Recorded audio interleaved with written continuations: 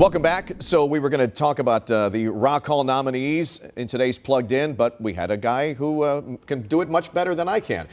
We brought in Greg Harris, the CEO and president of the Rock Hall, and thank you for joining us. I know it was last minute, but I appreciate you coming down and talking. You know, last minute, but it's important for people to hear this. And let's face it, I was driving by. Right. I was on my way to the Rock and Roll Hall of Fame. I just swung in, and here we are. That's awesome. Thank you so much. Big day for you guys, obviously, when you announced that you got 17 nominees, 10 first-timers. Yeah. As well, which is pretty cool. Let's run down the list for people, and then we can talk a little bit more about what's going on. There we are. We'll start them off with Black Crowes. Great band, you know, from Atlanta, Georgia. Oh, yeah. So many hits. So many hits. Second time on the ballot for the Black Crowes, and we're thrilled that they're in. Just a pure rock and roll band. I'm not sure if too many people are familiar with Jeff Buckley as a session guitarist. Jeff Buckley, yes, but also as a performer. And that version of Leonard Cohen's Hallelujah has become such a massive song. And Buckley was a noted performer. And when he was performing live, the audience was all the other musicians. They wanted to see this guy. Just because he was that good? Yeah. Wow. And first time for him as well. That's correct. Yeah. Mariah Carey, her third time in a row. Oh. You know, not just the Queen of Christmas, right, but also you know, a vocal range that inspired others. She also wrote, produced, really was hands-on with everything she made, and this is her third time on the ballot. That's right. Phil Collins, first time as a solo artist. So Genesis inducted back in 2010. Yes, you know, when you hear a Phil Collins solo, you just want to do that. In the Air Tonight, Phil. Everybody loves that. Yeah. And yeah, from Genesis to his solo work, also a session musician with a lot of other major bands, and his first time on the ballot. Very exciting. And I understand he's leading the fan vote right now. We did an early check on that, so that was good.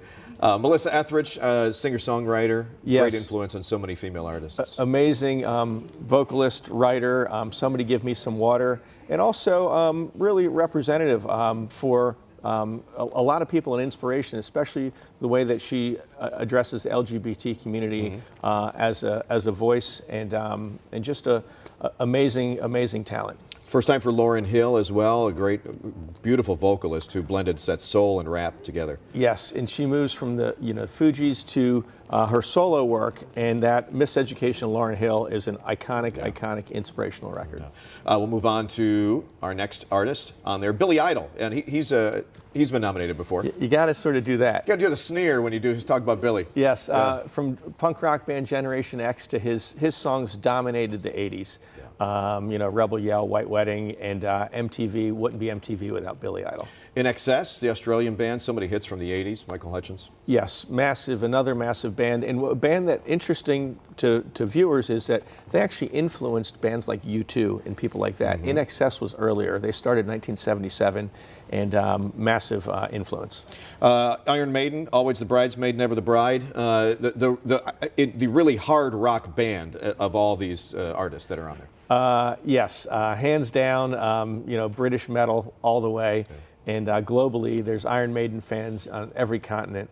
And iconic band. Let's hope that this time's the charm. Joy Division, New Order, the New Wave band, they've been on several times too. They have been on a couple times, and they, as Joy Division, they were highly influential. They had a tragedy where a lead singer was killed, and they reformed as New Order and have been equally influential. Oasis, the Gallagher brothers. Currently the biggest rock and roll band in the world. Yeah. Their tour reminded everybody how important this band was. They hadn't played in decades. They hit the road. They sold out, I think, 40 nights in about an hour and a half, and only because the computer system couldn't go faster. Really? Yes. Rounding out the last five there, Pink. Oh, what a voice, what a performer, really influential artist for her era. Sade back on after being nominated in 24? Yes, Smooth Operator was iconic, but Sade is a band and it's the lead singer. She's incredible, the band's incredible. They mean a lot to people all over the world. Shakira, obviously a huge Latin influence. Massive, coming out of Colombia. Her records sold tons, but her image, the way that she drove things, her performing is just remarkable. Luther Vandross. He's one that many people think is already in. Oh, really? He's that ubiquitous. Yeah. Luther was the sound of the 1980s, great soul and pop. Early work with David Bowie. Yeah. And then as a solo artist, producer, writer, he redefined some of the classics from some of the other great artists. And finally, Wu-Tang Clan. Yes, this is their first time on the ballot. They've been talked about a lot through the years. You know, one of these where all of the individual pieces of the band have gone on to success as well, and the collective itself is just massive and should be recognized. I just want to take a few seconds to say, who is in the room when these decisions are made? Are you there? What's it like being in there? And is it like an auction where people are just throwing up names? What's that whole like? It's our foundation chairman, John Sykes, likes to say it's somewhere between you know, an academic exercise in WWE. Okay. Really, we go around the room. There's about 25 people in the room. Everybody nominates 2. Okay. You advocate for your 2. It's very cordial. You learn a ton, and everybody shares. Then you go to a couple. You vote, and the top vote getters comprise the ballot. So it's a very diverse discussion, wide-ranging. There's 40-something artists, groups, bands that are discussed, and you work through your voting, and we came back with a ballot of 17. It's an incredible ballot this year. Is it going to be in Cleveland this year?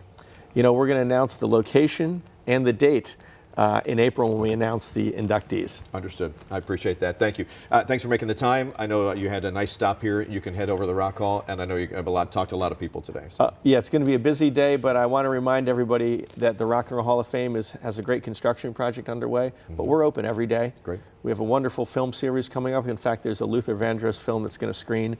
Go to rockhall.com to learn about that. And come down and see us this summer. We have a great summer planned. We appreciate it. Greg, thanks so much. Appreciate your time.